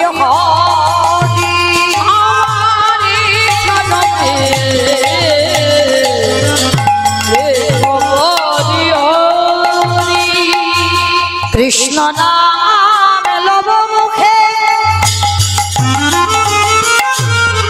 জনমগ আবসুখে। কৃষ্ণ নাম লব মুখে আর জনম সুখী। যদু কহে এই বাঞ্ছা করি আর যদু কহে বাঞ্ছা করি। আজ যদু কহে এই বাঞ্ছা করি। আমার যদু কহে বাঞ্ছা করি। রাধে ওই শোন অভিসারের বাঁশি বেজেছে, আর তুই দুঃখ টুক করিস না। চল, অনেক রাত, বাঁশি বাজে। অভিসারে যাবে তবে তো রাত শুনবেন। বাঁশি বাজে বাঁশি বাজে রাই সাজে পড়ে গেল উল।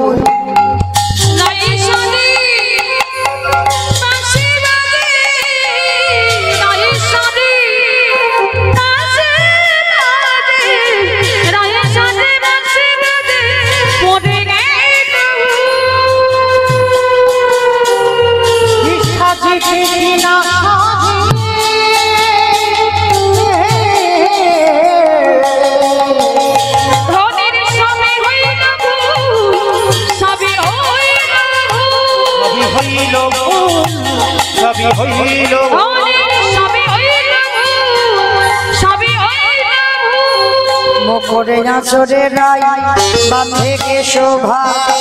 মুকুনে আঁচড়ে রাই বাঁধে কে শোভা। মুকুনে আঁচড়ে রাই বাঁধে কে শোভা। মুকুনে আঁচড়ে রাই বাঁধে কে শোভা। আমার মুকুর মানে কি গো? মুকুর মুকুর মুকুর মানে কি তোমরা জানো না? জানো না? হাই ভগবান, মুকুর মানে জানে না। কি দেখাচ্ছে রাধারানী? হ্যাঁ, আয়না নিয়ে চুল আঁচড়াচ্ছে, চিরুনি নিয়ে মুখ দেখছে। তাহলে কিরকম সাজ হচ্ছে দেখো। তাহলে আয়না নিয়ে আমরা মুখ দেখি, সেটা রাধারানী আয়না নিয়ে চুল আঁচড়াচ্ছে, চিরুনি নিয়ে মুখ দেখছে। আর কি করছে জানো? ফুলের মালা পায়ে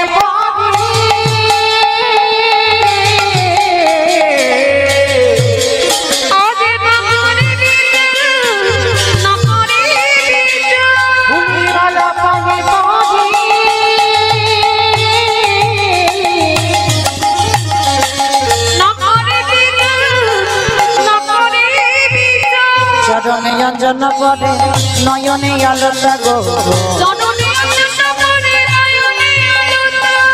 হিয়ার মাঝারে পরে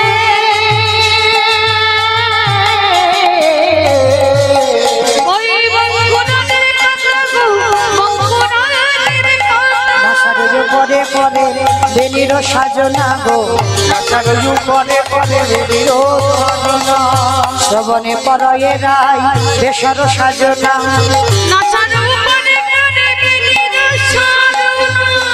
সব ওলা ভালো সাজিয়েছে কে বংশী বদনে গয়ে যাই বলি হারি বংশী বদনে গয়ে যাই বলি হারি শরণে নিলাম গো শরণে নিলাম গো ওই শরণে শরণে নিলাম গো ওই শরণে শরণে নিলাম গো আস্তে মাইরা এই লীলাতে তো যুগলে মিলন নাই এই রাশেই যুগলে মিলন হবে আজকে সখীগণ আমার রাই ধনীকে নিয়ে অভিসারে সাজিয়ে আজকের অভিসারে পাঠিয়েছেন আজ এইখানে রহিল আমার লীলানো মাধুরী এইখানে রইল আমার লীলার মাধুরী চাঁদ বদনে সবে মিলে বলো হরি হরি হরি বল হরি বল হরি বল হরি বল গৌর হরি বল হরি বল হরি বল হরি